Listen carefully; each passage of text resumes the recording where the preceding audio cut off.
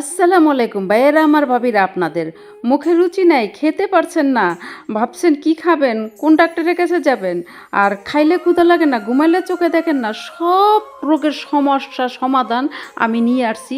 এই যে 35টা উপাদান দিয়ে গাছের শিকড় বাকড় লতা পাতা কোনো কিছু রাখি নেই, সব কিছু মিক্স করে সেই লেভেলের একটা হোমিওপ্যাথি মেডিসিন আমি আবিষ্কার করে ফেলছি। নিয়ম মতে জাস্ট একটা খাইবেন দিনে, দেখবেন সব সমস্যার সমাধান হয়ে গেছে। বিছনায় শোয়ার আগে ঘুমাইসা পড়ছে, পেটে ক্ষুধা লাগার আগে পেট ভরে গেছে, এরকম একটা ফিল পাবেন। এই দেখেন কত রকমের মেডিসিন আমি আবিষ্কার করছি, এক একটা গাছের শিকড় দিয়ে এক একটা মেডিসিন বানাইছি। এই মেডিসিন পাইতে হইলে আমার সাথে যোগাযোগ করবেন। আমার যোগাযোগের নাম্বার হলো 8913। 8913-তে কন্ট্যাক্ট করলে এখান থেকে আপনারা একেবারে ডেলিভারি পেয়ে যাবেন ফ্রিতে, ঠিক আছে? যেহেতু এটা আবিষ্কারী জিনিস, তো এখানে আবার কোনো হাদিয়া ঠাদিয়া নিতে হইব না। তো এই যে মাঝখানে দেখছেন, এই যে এটা কলা পাতা আম পাতা জাম পাতা না, এটা কলা পাতা আম পাতা জাম পাতা না, এটা হলো কাঁচামরিচ আর ধইনা পাতা।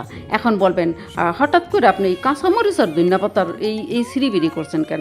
আরে দাঁড়ান, কইতাছি। এই যে আমাদের কিছু অথেন্টিক রান্নাবাড়া করি না আমরা, তো অথেন্টিক রান্নাবাড়ির জন্যই অথেন্টিক একটু মশলাপাতি লাগে। এইটা হলো জয়ফল, এটা হলো জৌত্রী, আর এই যে ভদ্রমহিলা দাঁড়ান একটু গুড়ায় গাড়ায় দেখাইতেছি, এই যে কাঁচামরিচ আর ধইনা পাতা তো বলছি কেন পেরেছি। আর এটা আমি যে মাঝে মধ্যে হেলদি খাবার খাই, ফিশ ফ্রাইটারের মধ্যে দিই, খুব ভালো লাগে। সরিষা থাকলে আমি সরিষাও বেটে রাখি। আমি এই মশলাগুলো একটু বেটে টেটে রাখি যেন রান্নার একটু আসান হয়। যদিও এইগুলা মশলা প্রতিদিনের খাবারে লাগে না, বাট অনেক সময় দাওয়াত হোক, একটু রিচ ফুড করলে এগুলো লাগে। তখন চটজলদি মনে চায় না যে পাটা পিছে এটা বাটি।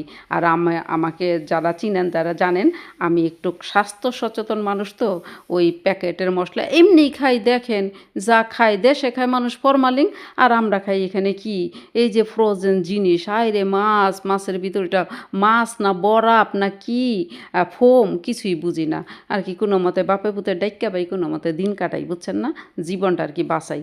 তারপরে যদি আবার মশলাপাতি খাই ভেজাল, খাই প্যাকেট, তাইলে এটা হইলো বলেন? বাচ্চা থাকতে মইরা যাবো না?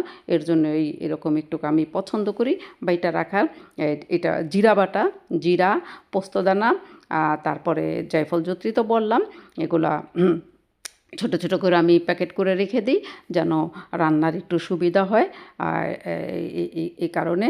আর বাটা মশলার রান্না তো জানেনই, খালাম্মারা রাঁধছে, মা চাচিরা যখন রাঁধতো, আহারে আগে কি সুন্দর দিন কাটাইতাম, আগে কি সুন্দর দিন কাটাইতাম, করি সে ভাবনা সেদিন আর পাবো না, ছিল বাসনা সুখী হইতাম, আগে কি সুন্দর দিন কাটাইতাম, আগে কি সুন্দর দিন কাটাইতাম, গ্রামের নওজোয়ান হিন্দু মুসলমান মিলিয়া বাউলা গানার মুর্শিদি গাইতাম, আগে কি সুন্দর দিন কাটাইতাম, আগে কি সুন্দর দিন কাটাইতাম।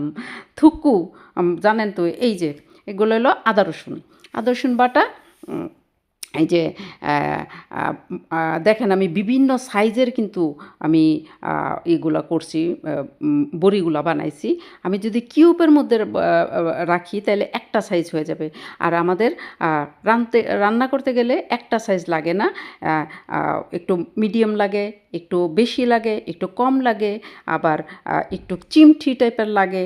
হ্যাঁ, তো সব কিছু মিলে এর আগেও আমি এরকম একটা ভিডিও করছিলাম, আমার ইউটিউব চ্যানেলে দেওয়া আছে, যদি মন চায় একটু গুইরা দেখে আইসেন। আমার পাগলামি সাগলামি, আমার চ্যানেলটা হলো মিক্স ভিডিও, আর আমার পেজটার নামও হলো মিক্স ভিডিও। যদি আমার ভিডিও ভালো লাগে লাইক কমেন্ট তো করবেনই। হ্যাঁ, আর ওই যে মাঝখানে দেখলেন একটু চিমটি, এই চিমটিগুলো রাখছি।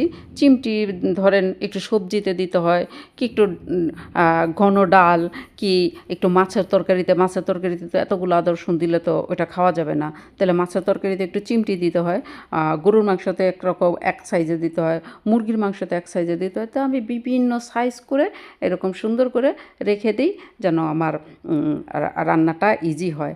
আর আপনারা অনেকেই জানেন যে আমার বাসি ঠাসি রান্না মেহমান আসলে 3 দিন আগে 4 দিন আগে প্রিপারেশন নিয়ে করে থুই, হুড়স্থুল লেগে যায়, এদিক দিয়ে মশলা বাটা, এদিক দিয়ে পেঁয়াজ কাটা, সব কিছু মিলে ঝামেলা। এর জন্য যদিও আমি অনেক দিন আমার বাসায় কাউকে বলি না, সময় পাই না। আর ইদানিং একটু শরীরটাও বেশি একটা খুব ভালো থাকে না, আগের মতো ওই দৌড়ায় লাফায় কাজকর্মগুলো একটু করতে পারতাছি না, এর জন্য কাউকে ইনভাইট করি না। তো খুব শিগগিরই হয়তো বলবো, ফ্রেন্ডদেরকে অনেক দিন বলি না। জানেন তো আমার এখানে বাঙালি ফ্রেন্ড তো আর কেউ নাই, ইটালিয়ান ফ্রেন্ডরাই আছে। তো ইটালিয়ান ফ্রেন্ডরা আসলে আবার এত মশলা টশলা লাগে না, তাদের জন্য আমি বাঙালি খাবার বানাই বা তাদের স্টাইলের বানাই, যেন তারা খেয়ে এনজয় করে, খেয়ে যেন বলে না ছি ছি তোরা বাঙালি এত স্পাইসি খাস, এটা খাস ওইটা খাস। হ্যাঁ, মানে ভালো করতে যেন নিজের দেশকে বদনাম না করে ফেলাই। যাই হোক, আমি পাগল ছাগল মানুষ, কখন কি বলি কখন কি করি এত গোছায় কাছে কথা বলতে পারি না। আপনারা ভুল ত্রুটি তো ক্ষমা সুন্দর দৃষ্টিতেই দেখবেন, তাই না? ছায় কি, ওই যে একটা গান আছে না, কি যেন গানটা, সাইরো না এ পাগল রে, এই পাগল রে হারাইলে মনের মতো যখন তখন দুঃখ দিবা কারে। এই পাগলকে যদি আপনারা হারায় ফেলান, তো এই যে যখন তখন এই যে এই পাগলামি ছাগলামি দিয়া কইরা আপনাদেরকে এন্টারটেনমেন্ট কে দিব?